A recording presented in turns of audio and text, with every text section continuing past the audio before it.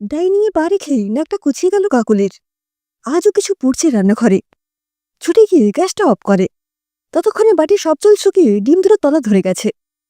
বহুবার অনন্যাকে বলেছে, আমাকে বলো, আমি না হয় কিছু রেঁধে দেব। ওর তর্স হয় না, নাকি অবজ্ঞা করে, বোঝে না কাকলি। তা নিজেই যখন করবে, তো সেই সময়টুকু না হয় রান্নাঘরে থাকো। খাবার গ্যাসে বসিয়ে দোতলায় নিজের ঘরে গিয়ে বসে থাকা, এই আবার কি স্বভাব? খাবার এবং গ্যাস দুটোই তো নষ্ট হয়, গায়ে লাগে না? সিঁড়ি ভেঙে গেল অনন্যার ঘরে। মগ্ন হয়ে ফোনে কার সাথে যেন কথা বলছে। ফোনে এত আস্তে কথা বলে যে পাশে গা ঘেঁষে বসেও কিছু শুনতে পাওয়া যায় না। একটু ঝাঁঝিয়েই বলল কাকলি, তুমি গ্যাসে ডিম বসিয়েছিলে, তা রান্নাঘরে দাঁড়িয়ে ফোনে কথাটা বললেই তো আর। কাকলির কথা শেষ হওয়ার আগেই নির্লিপ্ত অনন্যা রান্নাঘরের দিকে পা বাড়ালো। কোথায় যাচ্ছ? তোমার অপেক্ষায় গ্যাস অন করে রেখে এসেছি নাকি? বলি, একটা দিনও কি নিরামিষ খেতে নেই? কত যত্ন করে শুক্তো, এঁচড়, মোচার ঘন্ট রেঁধেছি। এসব কি অখাদ্য? তোমাদের বাড়ি এসব কোনোদিন রান্না হয় না? শান্ত গলায় ফোনের অপর প্রান্তের জনকে কি একটা বলে ফোন কেটে দিল অনন্যা। একরাশ বিরক্তি নিয়ে বলল, আপনি কি কোনো ম্যানারই শেখেননি? দেখছেন তো কথা বলছি, তার মধ্যেই এমন চাজাচ্ছেন যে। গ্যাস যখন অফ করেই এসেছেন, একটু পরেই বলতে পারতেন। মাথা ঝাঁঝা করে উঠল কাকলির। কি ম্যানার শেখাচ্ছ? খাবার গ্যাস দুটোই তো নষ্ট হলো। সেদিন ভাত বসাতে বলেছিলাম, তুমি হাঁড়ি জল বসিয়ে সেই যে ফোন নিয়ে নিজের ঘরে ঢুকলে, হাঁড়ি জল ফুটে অর্ধেক। ম্যাগি বসিয়ে নিজের ঘরে চলে যাও, খাবারগুলো নষ্ট হয়। এদিকে গ্যাসের দাম দিন দিন বাড়ছে, সে খেয়াল আছে? অ্যাকোয়াগার্ডে জল ভরার সময় বোতল বসিয়ে নিজের ঘরে চলে যাও। বোতল উপচে সমস্ত জলে ডাইনিং ভেসে যায়। কোমরের ব্যথা নিয়ে সে জল আমি পরিষ্কার করি। সারাক্ষণ কি এত কথা থাকে তোমার? সে কৈফিয়ত আপনাকে দেব কেন? এখন আসুন, আমার কাজ আছে। বলেই মুখের উপর দরম করে দরজাটা বন্ধ করে দিল। নিত্যদিন এমন অশ্রদ্ধা করেই চলেছে। কাকলি জানে, আজ অনেকে অতিষ্ঠ করে ছাড়বে। একটু শান্তিতে ঘুমোতে দেয় না ছেলেটাকে। সারা রাত ঘরে আলো জ্বেলে ল্যাপটপে খুটখাট করে। সামান্য করে টাকার কি নাকি অনলাইন জব করে। এদিকে অনির বাড়িতে সকাল সকাল উঠতে হয় অফিস যাওয়ার জন্য। রাতে ভালো ঘুম না হলে সারাদিন মেজাজ বিগড়ে থাকে ছেলেটার। তার প্রভাব পড়ে দৈনন্দিন কাজে। প্রায় দিনই ঝামেলা হয় ওদের। এইসব অনলাইন কাজটা ছেড়ে দাও অনু। সামান্য করে টাকার জন্য দিনের পর দিন রাত জেগে শরীর নষ্ট করার কোনো দরকার নেই। অনি বলে, ওই সামান্য করা টাকাও আমার দরকার। ফুঁসে ওঠে অনন্যা। খাওয়া পড়ার তো অভাব রাখিনি তোমার। যা হাত খরচ লাগে আমি দেব প্রতি মাসে। কেন বলতো? আমার যোগ্যতায় আমি বাড়ি বসে অনলাইনে জব করি, টাকা পাই। খামোখা হাত পেতে তোমার কাছে ভিক্ষে নিতে যাব কেন? তুমি ইচ্ছে করে এসব অশান্তি শুরু করছো। এই তোমার লোভ। লোভ কার নেই অনেক? তোমার নেই? প্রথম প্রায়োরিটি রূপবতী বউ। সেই রূপের লোভেই তো আমার পেছনে ঘুরঘুর করতে দিনের পর দিন। কিসের সঙ্গে কিসের তুলনা করছো? আসল লোভী তুমি। না হলে কোন আক্কেলে বলো এ বাড়ি বিষয় আশয় সব তোমার নামে লিখে দিতে? মাত্র ৮ মাস বিয়ে হয়েছে আমাদের। বাবা মা জীবিত আছেন। তাদের চলে যাওয়ার পর এইসব তো আমার, মানে আমাদেরই হবে। এই ছোট্ট ব্যাপারটা তোমার মাথায় ঢোকে না? তাছাড়া নিজের ছেলেকে না দিয়ে বউকে কেন সব লিখে দিতে যাবেন বাবা? অদ্ভুত আবদার। ছেলেকে লিখে দেবেন মানে ছেলের হবে, বইয়ের তো হবে না। তোমার কি মাথাটা গেছে? স্বামীর যা, তা কি স্ত্রীর নয়? না, স্বামী সম্পত্তি সবসময় স্ত্রীর হয় না। তাহলে আমার বাবা মারা যাওয়ার পর বাবার যা কিছু সব মায়েরই হতো, কিন্তু তা হয়নি, হতে দেওয়া হয়নি। বাবার বাড়ি গাড়ি বিশাল সম্পত্তি সব কাকার হয়েছে। আমার মা আর আমরা দুই বোন কাকার কাছে আশ্রিত হয়ে অত্যাচারিত হয়ে জীবন কাটিয়েছি। আমারই বাবার বিশেষ সম্পত্তি, অথচ সে বাড়িতে আমার মা দাসীগিরি করেছেন। সবই তো যেন বিয়ের আগে থেকে। মাঝে মাঝে অনেক মা বাবার ঘরে ঘুমোতে আসে, তবুও শান্তি পায় না। দিনে দিনে কেমন সন্দেহপাতিক হয়ে যাচ্ছে। মাঝরাতিরে বাথরুমে যাওয়ার পথে অনন্যার ঘরে আড়ি পাতে। কার সঙ্গে নাকি অনন্যাকে হেসে হেসে কথা বলতে শোনে। লুকিয়ে অনন্যার ফোন ঘাটে। এই নিয়ে বাড়িতে চরম অশান্তি। নিজেই পছন্দ করে ৫ বছর মেলামেশার পর অনন্যাকে ঘরে এনেছে। নিজেদের মেয়ের মতোই আদরেই রাখতে চেয়েছিলেন অনির মা বাবা। কাকলি সুগৃহিণী, ঝকঝকে তক্তকে সাজানো সংসার। বিশেষ কোনো কাজই করতে দেন না অনন্যাকে। সারা রাত জেগে ল্যাপটপে কাজ করে ভোরে ঘুমিয়ে বেলা ১২:৩০-১টায় ঘুম থেকে ওঠে অনন্যা। তারপরে রান্নাঘরে ঢুকে সব খাবারের ঢাকনা তুলে তুলে দেখে আজ কি রান্না হয়েছে।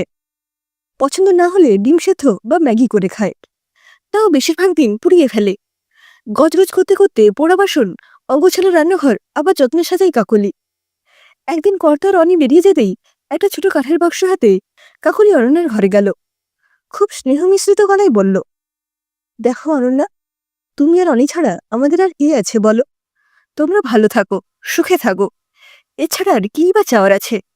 আমাদের বয়স হয়েছে, কদিনই বা বাঁচব, তারপর সব তোমাদেরই। দেখে শুনে রাখতে হবে মা। আমার কিছু সোনাদানা আর অনেক ছোটবেলার গয়না আছে এতে, এটা তুমি যত্ন করে রেখো তোমার কাছে।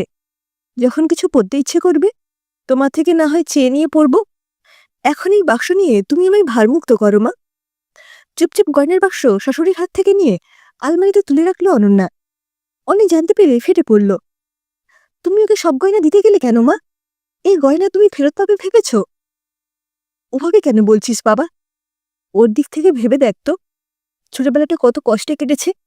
নিজেদেরই বাড়ির সম্পত্তি নিজেরাই ভোগ করতে পারেনি, তাই ওর মনের মধ্যে একটা নিরাপত্তাহীনতা কাজ করে সকল সময়। তাছাড়া আমার দিনকাল গিয়েছে, এখন আর ওই গয়না দিয়ে আমি কি করব? থাক না ওর কাছে, তুই এ নিয়ে আর কিছু বলিস না বাবা। মাস পাঁচেক পর অনেক ধারণাই সত্যি হলো। একদিন বিয়েবাড়ি যাবে বলে দুটো বড় ট্রলি নিয়ে বেরিয়ে আর বাড়ি ফিরল না। সঙ্গে সেই গয়নার বাক্স উধাও। দুদিন বাদে ওর মা আর বোন এসে বাকি জিনিস নিয়ে গেল। অনন্যা ডিভোর্স চায়। অনেক ভেঙে পড়ল। অফিস যায় না, কথা বলে না, খায় না, সারাদিন মনমরা হয়ে বসে থাকে আর অনন্যার সঙ্গে যোগাযোগের চেষ্টা করে। কিন্তু অনন্যা ওকে সবকিছু থেকে ব্লক করে রেখেছে। একদিন অনির বাবা এক বন্ধুকে নিয়ে ওই বাড়ি গেল অনন্যাকে ফিরিয়ে আনতে। খুব অপমানিত হয়ে ফিরে এলো।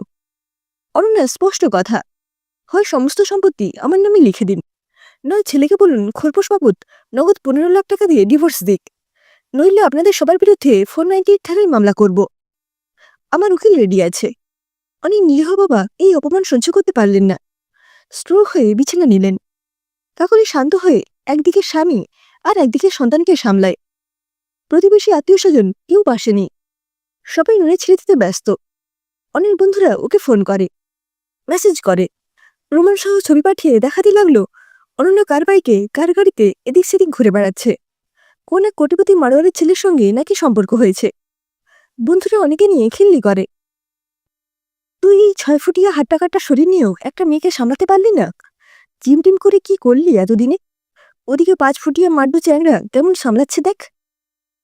শুনেছি ওই ছেলেটা বিয়ে করেই ওদের দুটো সিনেমা হলের একটা অনন্যের নামে লিখে দেবে। অথবা আজ ওরা দুজন দার্জিলিং গেল প্রিয় হানিমুন করতে। অনি আর নিতে পারে না, সারাদিন ফোন সুইচ অফ করে রাখে। কাকলি ছেলের মাথায় হাত রাখে। অনি ভেঙে পড়ে, ও কেন এমন করল মা? আমি যে ওকে ছাড়া কিছুতেই। খানিক থেমে আবার বলে, জানো মা, অফিসে পাড়ায় রাস্তাঘাটে সবার চোখ শুধু আমার দিকে, কেউ কিচ্ছু বলে না, শুধু আমাকে দেখে আর নিজেদের মধ্যে কি যেন বলা বলি করে। আমার খুব অস্বস্তি হয়, বাড়ি থেকে আর বেরোতেই ইচ্ছে করে না মা। তা বললে হয় বাবা? মানুষ দুদিন দেখবে, আলোচনা করবে, তারপর আবার অন্য কোনো টপিক নিয়ে মেতে যাবে। এটাই মানুষের ধর্ম আনি। প্রত্যেকেই নিজেদের সমস্যায় জর্জরিত, কদিন আর অন্যকে নিয়ে ভাববে, দুদিন বাদে সব ঠিক হয়ে যাবে দেখিস। তুই আর ওসব নিয়ে কষ্ট পাস না বাবা। অনি তবু মনে মনে কষ্ট পায়। অন্যকে ঘিরেই যত স্বপ্ন ছিল, একসাথে দুজনে ভালোবাসার পৃথিবী গড়তে চেয়েছিল, অথচ ভিতরেই মিথ্যের ওপর দাঁড়িয়েছিল এতদিন। অনির ভেতরটা কুড়ে কুড়ে খায় মা বাবার জন্য। ওদের জন্য তারা প্রতিনিয়ত আত্মীয় স্বজন প্রতিবেশীদের দ্বারা বাক্যবাণে জর্জরিত হচ্ছেন। সবাই ছেলের বাড়ির দোষ দেখছে, মেয়ের কোনো দোষই আলোচিত হচ্ছে না। বাবা আজ প্যারালাইজড হয়ে বিছানায় শয্যাশায়ী, সেই জন্য কি অনি দায়ী নয়? আচ্ছা, সমস্ত সম্পত্তি অনন্যের নামে লিখে দিলেও কি অনন্যাকে আগের মতো ভালোবাসতে পারবে অনি? অথবা দাবির মতো এককালীন 15 লাখ টাকা সহ ডিভোর্স? অত টাকাই বা কোথায় পাবে? দুদিন অনেক ভেবেচিন্তে অবশেষে একটা চিরস্থায়ী সমাধানের পথ খুঁজে পেল অনি। সব সেরে রাতে নিজের ঘরে এসে দরজা বন্ধ করল। বাইরে তখন ঝমঝমিয়ে বৃষ্টি। আলমারি খুলে অনন্যার একটা বহু ব্যবহৃত চুড়িদারের ওড়না খুঁজে পেল। এটা ব্যবহার করেই আজ সে চিরকালের মতো সমস্যার সমাধান করবে। ফ্যান অফ করে ওড়নাটা নিয়ে নিচে এসে দাঁড়ালো। ড্রেসিং টেবিলের বড় আয়নাতে অনেক প্রতিবিম্ব। এই কয়েক মাসে চেহারা খারাপ হয়ে গেছে, অথচ ভিড়ের মধ্যেও চোখে পড়ার মতো চেহারা ছিল অনির। কত মেয়ে যে পাগল ছিল জিম করা ফিগারের জন্য। অথচ সে ব্যালকনিতে খোলা জানালার পাশেই খাঁচায় পোষাটিয়া ঘুমোচ্ছে। ফ্যানের সাথে ওনাটা ঝুলিয়ে একটা গিট দিল। এবার জানালাটা বন্ধ করতে হবে। হঠাৎ ঘরের দিকে মুখ করে টিয়াটা তারস্বরে চেঁচাতে শুরু করলো। কি মুশকিল, এমন চেঁচালে মা বাবার ঘুম ভেঙে যাবে যে। ওই ছোট পাখিটা কি বুঝতে পেরেছে কি ঘটতে চলেছে? নইলে হঠাৎ চেঁচাতে শুরু করলো কেন? পাখিটা অনেকে খুব ভালোবাসে, কতবার খাঁচা দরজা খুলে দিয়েছে, পালায়নি। অনির হাতে ঘাড়ে মাথায় এসে নিশ্চিন্তে বসে থেকেছে। শুধু কি পাখিটাই? আর মা বাবা? তাদের তো অনি ছাড়া আর কেউ নেই। বাবা বিছানায় শয্যাশায়ী, মাকে সব সামলাতে পারবে? বাইরে কোথায় খুব জোরে বাজ বলল। চমকে উঠল অনি। কিছুক্ষণ কান মাথা দুহাতে চেপে বসে থাকল। সারা শরীরে গলগলে ঘাম। কি মনে হতে ড্রয়ার থেকে বন্ধ মোবাইলটা বের করে অন করল। প্রথমেই নিজের ফেসবুক অ্যাকাউন্টটা ডিলিট করল, তারপর বন্ধু উপাধিধারীগুলোর নম্বর একে একে ব্লক করল। বেশ হালকা লাগছে এবার। এখন শুধু একটাই কাজ বাকি রইল, সেটা হলো কাল ব্যাংকে গিয়ে 15 লাখ টাকার জন্য লোনের অ্যাপ্লাই করতে হবে।